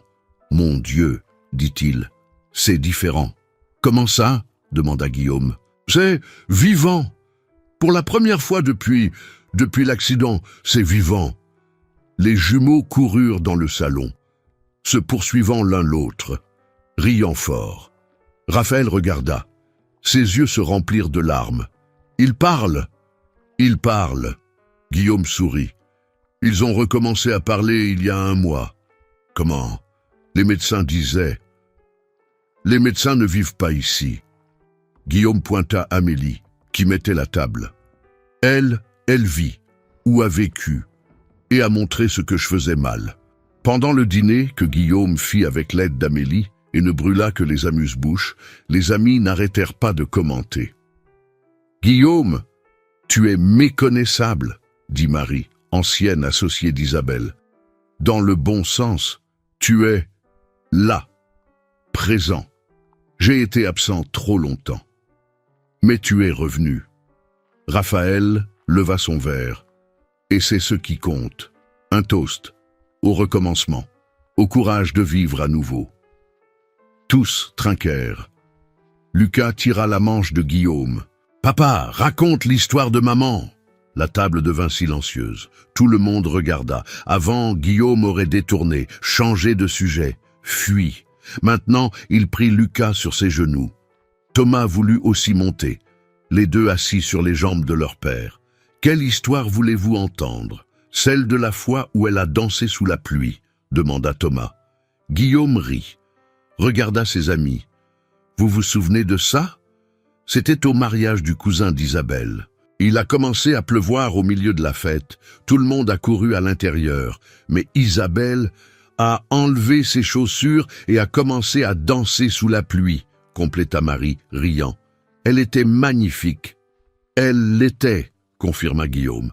Et elle m'a tiré pour danser avec elle. J'ai râlé que ça allait abîmer mon costume. Elle a dit qu'un costume, on en achète un autre, mais que ce moment ne reviendrait jamais. Et elle avait raison, dit doucement Raphaël. Elle avait raison. Guillaume embrassa la tête des garçons. Elle avait toujours raison sur ce qui importait vraiment. Ils passèrent le dîner entier comme ça. Raconter des histoires d'Isabelle, rire, pleurer un peu, mais surtout vivre, la maintenir vivante à travers les souvenirs. Amélie resta plus silencieuse, observant, souriant. Quand tout le monde partit, elle aida à ranger. « C'était beau, » dit-elle, lavant la vaisselle à côté de Guillaume, « de vous voir parler d'elle, sans douleur paralysante, juste de l'amour et du manque. C'est vous qui avez enseigné. » Guillaume essuya une assiette. « Qu'il est possible de se souvenir sans se noyer dans le souvenir. Je n'ai rien enseigné que vous ne saviez pas au fond. J'ai juste rappelé. » Les garçons dormaient déjà, épuisés par la soirée pleine de monde et de rire. Guillaume et Amélie s'assirent sur le balcon, regardant Paris illuminé. « Vous avez reçu le virement ?» demanda Guillaume. « J'ai reçu. » « Monsieur Guillaume, c'était beaucoup d'argent. »« Pas besoin, ce n'était pas un paiement. » Il interrompit. « C'était un investissement dans votre avenir, dans votre université, et aussi... » Il hésita. « Aussi, c'était une demande. »« Quelle demande ? » ?»« Quand vous serez diplômé, quand vous deviendrez psychologue. » Guillaume la regarda. « Je veux que vous travailliez avec nous, pas ici à la maison, mais à la fondation, aidant d'autres pères, d'autres fils, d'autres familles brisées. » La fondation ? Je suis en train d'en créer une, au nom d'Isabelle, la fondation Isabelle de la Croix, pour père vœu, mère veuve, famille détruite par le deuil. Je veux offrir thérapie, groupe de soutien, aide pratique, tout gratuit. Amélie resta sans voix. Vous m'avez sauvé, Amélie, sauvé mes fils, et j'ai réalisé qu'il existe des milliers de personnes comme moi, perdues, se noyant, détruisant des familles sans le vouloir. Guillaume prit sa main. Vous pouvez les sauver aussi, si vous voulez. Amélie essuya une larme. Je veux, plus que n'importe quoi. C'est ce que j'ai toujours voulu faire, depuis que j'ai perdu ma mère. Je voulais qu'aucun enfant ne traverse ce que j'ai traversé. Alors c'est décidé. Finissez votre université, apprenez tout ce que vous pouvez, et après, venez travailler avec moi. Pas pour moi, avec moi, comme partenaire, comme cofondatrice. Cofondatrice? Vous méritez le crédit. Vous êtes la preuve vivante que des personnes ordinaires peuvent faire des choses extraordinaires. Elles ont juste besoin du courage d'essayer. Amélie l'enlaça. Merci de faire confiance, de croire, de me laisser faire partie de ça. C'est nous qui remercions. Vous nous avez rendu quelque chose que nous pensions avoir perdu pour toujours. Quoi? L'espoir. Guillaume regarda par la fenêtre vers la chambre où ses fils dormaient. Et un futur qui vaut la peine d'être vécu. Cette nuit-là, après le départ d'Amélie, Guillaume entra dans la chambre des garçons. Comme il faisait chaque nuit maintenant, il s'assit entre les lits, ouvrit le carnet d'Isabelle et chanta, tout bas, faux, mais avec tout l'amour du monde. Quand la nuit viendra et que la peur frappera, souviens-toi que papa est là et maman aussi. Même loin, même sans voir, notre amour va te protéger. Lucas ouvrit les yeux. Papa? Salut mon grand. Pardon, je t'ai réveillé? Non, j'étais réveillé. Lucas s'assit. Je pensais à maman. Guillaume le prit sur ses genoux. Moi aussi je pense à elle, tous les jours. Mais ça ne fait plus mal? Ça fait mal, ça fera toujours un peu mal, mais c'est une douleur différente maintenant.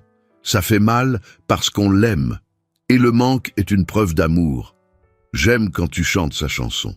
J'aime aussi, ça me fait la sentir proche. Elle est proche? Lucas regarda autour. Guillaume toucha la poitrine du garçon. Ici, toujours ici. Thomas remua, se réveilla. Papa? Histoire? Bien sûr. Guillaume installa les deux. Laquelle voulez-vous entendre? Celle du dinosaure qui avait peur du noir.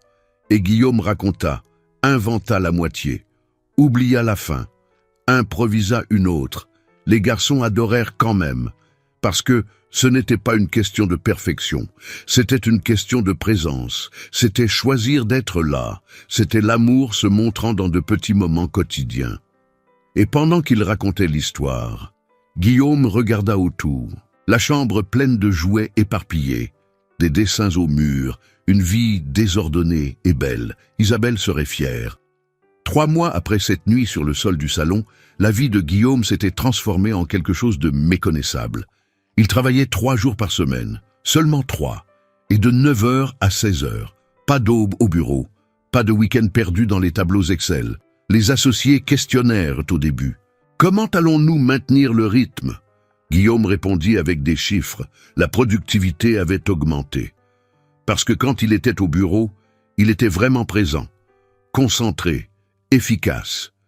Ce n'était pas la quantité d'heures, c'était la qualité. Mais le plus important se passait les 4 autres jours. Lundi, mercredi et vendredi étaient pour les garçons. Guillaume les emmenait à l'école, allait les chercher, déjeunait ensemble, faisait les devoirs, qui étaient plus difficiles que n'importe quel contrat qu'il avait déjà révisé, jouait, discutait, vivait. Mardi et jeudi étaient pour la fondation. La fondation Isabelle Delacroix ouvrit ses portes 2 mois après cette nuit. Un espace accueillant au centre de Paris, des psychologues bénévoles, des groupes de soutien, une aide pratique pour les parents veufs, de la thérapie à l'aide avec les avocats, les écoles, la routine. Et Amélie était là, toujours étudiante en psychologie, mais travaillant déjà comme coordinatrice d'accueil, parce qu'elle avait quelque chose qu'aucun diplôme ne pouvait enseigner, l'empathie de celui qui a vécu la douleur. Le premier mois, ils aidèrent 17 familles, le deuxième, 43. Au troisième, l'espace devint petit. Nous avons besoin d'agrandir, dit Amélie lors d'une réunion. Nous allons agrandir, confirma Guillaume. Il y a tant de pères perdus, tant d'enfants souffrant en silence. Il en connut des dizaines. Chaque histoire était différente, mais la douleur était la même. Charles, qui avait perdu sa femme d'un cancer et n'arrivait pas à regarder sa fille sans s'effondrer. Guillaume s'assit avec lui, montra le carnet d'Isabelle, raconta son histoire. Tu ne la trahis pas en vivant, tu l'honores. Patricia, qui avait perdu son mari dans un accident de moto et se noyait dans le travail pour ne pas sentir. Amélie discuta pendant des heures. Tes enfants préfèrent une mère imparfaite et présente qu'une mère parfaite et absente. Antoine, par coïncidence le même prénom que le fils de Guillaume, qui avait perdu sa femme à l'accouchement et blâmait le bébé. Ce fut difficile, mais après des semaines, il tint son fils pour la première fois pour de vrai, pleura et commença à guérir. La fondation n'offrait pas de solution magique. Elle offrait quelque chose de plus important, une communauté, la certitude de ne pas être seul, que ce qu'on ressentait était normal, qu'il était possible de survivre à l'impossible, et Guillaume comprenait maintenant. Il comprenait que ce n'était pas une question de surmonter le deuil. Le deuil ne se surmonte pas. Le deuil se porte. Mais il peut être porté avec de l'aide, avec de l'amour, avec un but. Isabelle n'était pas morte en vain. Sa mort, terrible, injuste, douloureuse, avait généré quelque chose, avait planté une graine qui maintenant fleurissait dans des dizaines de vies. Elle serait fière, dit Madame Colette un jour, visitant la fondation. Elle le serait, confirma Guillaume, regardant les familles réunies dans la salle, des parents échangeant des expériences, des enfants jouant ensemble, des enfants qui comprenaient ce que c'était que de perdre.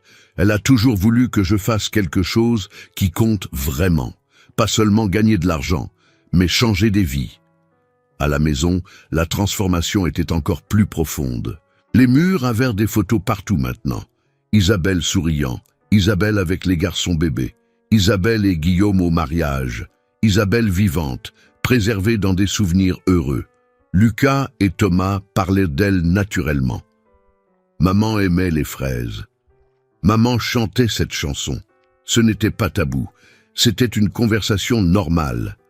Isabelle faisait encore partie de la famille, juste pas physiquement. Les garçons étaient redevenus de vrais enfants. Ils parlaient sans arrêt, compensant les mois de silence, riaient fort, se disputaient parfois, pleuraient quand ils étaient tristes. Ils vivaient en couleur à nouveau.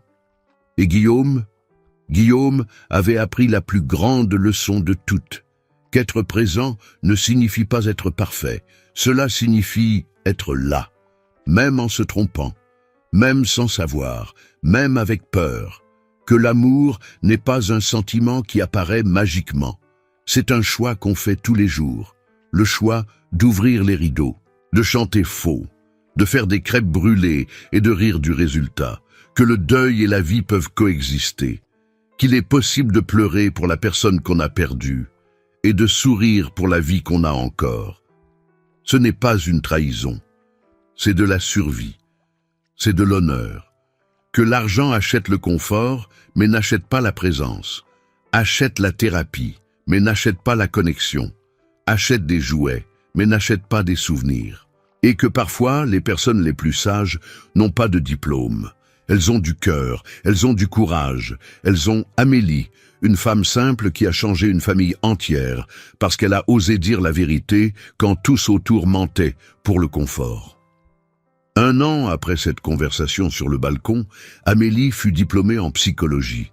La cérémonie fut petite, mais significative. Au premier rang étaient Guillaume, Lucas et Thomas.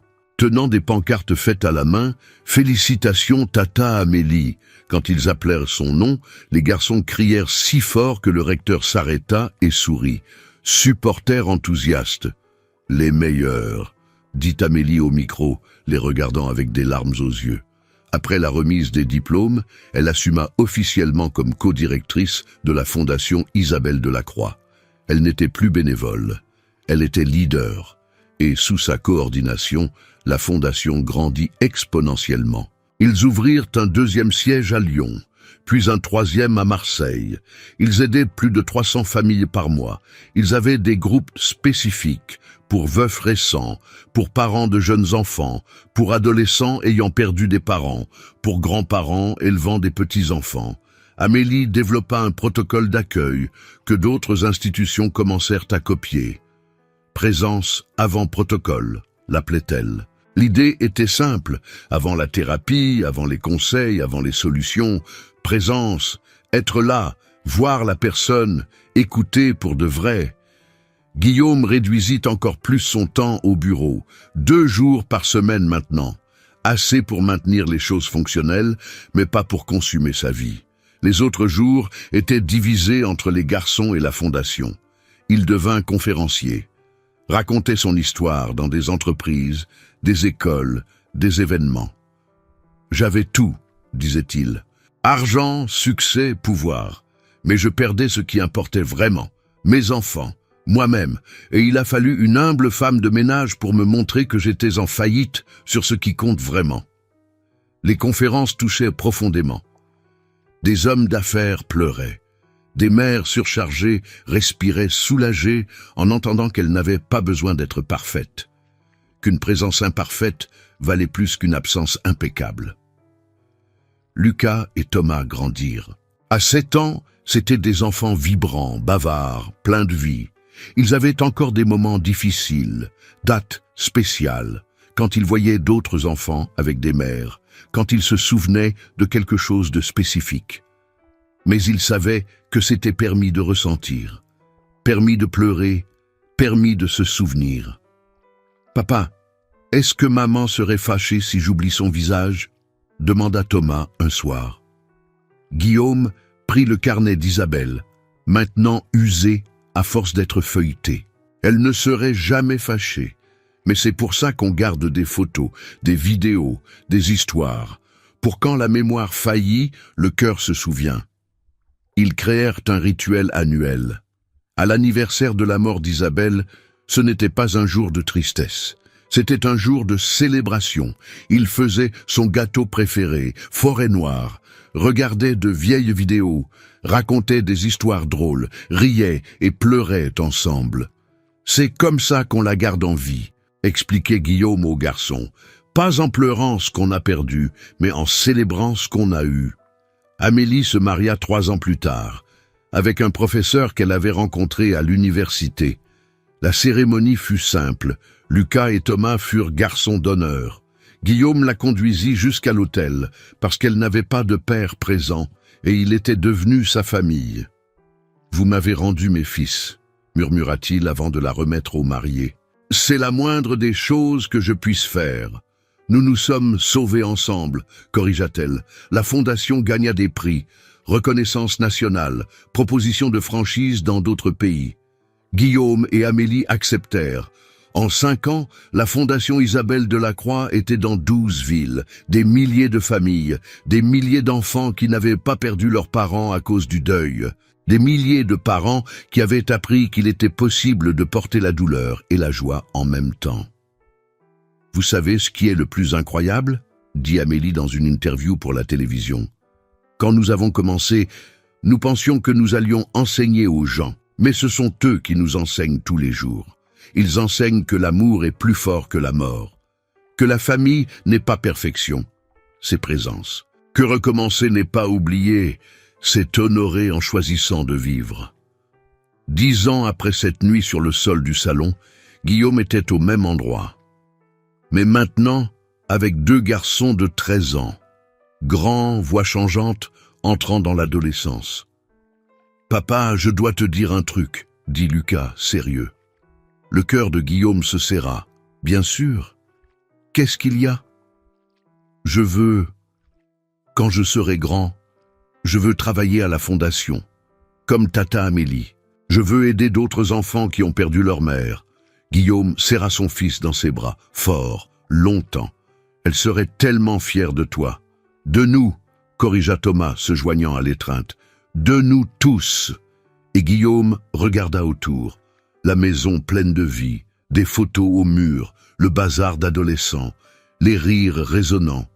Isabelle était là, dans chaque coin, dans chaque choix d'amour, dans chaque moment de présence.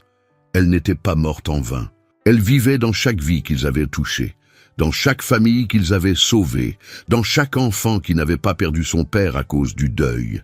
Son amour s'était multiplié et était devenu éternel. Si cette histoire a touché votre cœur d'une certaine manière, vous n'êtes pas seul. Des milliers de personnes à travers le monde vivent exactement cela en ce moment même. Des pères qui ont perdu leur partenaire et ne savent pas comment continuer. Des enfants attendant que quelqu'un, n'importe qui, les regarde vraiment. Des familles entières brisées par le deuil, essayant de trouver un chemin de retour les uns vers les autres.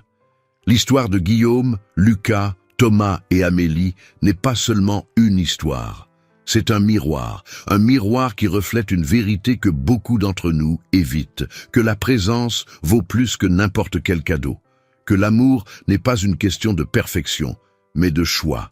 Le choix quotidien d'être là, même quand ça fait mal, même quand c'est plus facile de fuir. Peut-être que vous traversez un deuil maintenant, peut-être avez-vous perdu quelqu'un d'important et ne savez pas comment avancer.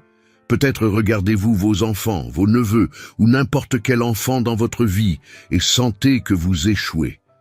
Laissez-moi vous dire quelque chose qu'Amélie dirait, vous n'échouez pas, vous êtes humain, vous ressentez, et c'est déjà le premier pas. Ou peut-être connaissez-vous quelqu'un qui traverse cela, quelqu'un qui s'est éloigné après une perte, quelqu'un qui se noie dans le travail pour ne pas sentir la douleur. Partagez cette histoire avec cette personne. Parce que parfois, tout ce dont nous avons besoin, c'est de savoir que nous ne sommes pas seuls, que d'autres personnes ont survécu à l'impossible et qu'il y a de l'espoir, même dans les jours les plus sombres. Si cette histoire vous a fait ressentir quelque chose, si elle vous a fait pleurer, réfléchir, vous souvenir de quelqu'un ou simplement vous a touché d'une certaine manière, laissez dans les commentaires « L'amour est éternel ». Cette phrase simple est un rappel que les gens que nous aimons ne nous quittent jamais vraiment. Ils vivent dans chaque choix d'amour que nous faisons, dans chaque moment de présence. À chaque fois que nous choisissons de vivre, même quand la douleur crie pour que nous abandonnions, partagez cette vidéo avec quelqu'un qui a besoin d'entendre ça. Avec le père surchargé, avec la mère épuisée, avec la personne endeuillée, avec n'importe qui ayant besoin de se rappeler que c'est normal de ne pas aller bien, que c'est normal de demander de l'aide, que recommencer n'est pas oublier, c'est honorer ce qu'on a perdu en choisissant de vivre pleinement. Et si vous êtes dans votre pire moment maintenant, tenant par un fil, sans voir de sortie, tenez encore un jour, encore une heure, encore une minute, parce que vous comptez, votre présence compte. Et les gens qui vous aiment, surtout les enfants dans votre vie, ont besoin de vous. Pas de votre version parfaite, de votre version réelle, présente, vivante. Abonnez-vous à la chaîne pour plus d'histoires qui transforment, qui rappellent ce qui importe vraiment et qui nous reconnectent avec notre humanité. Parce qu'à la fin, ce ne sont pas les choses que nous achetons ou les succès que nous conquérons qui restent. C'est l'amour que nous avons donné. Et cet amour est véritablement éternel.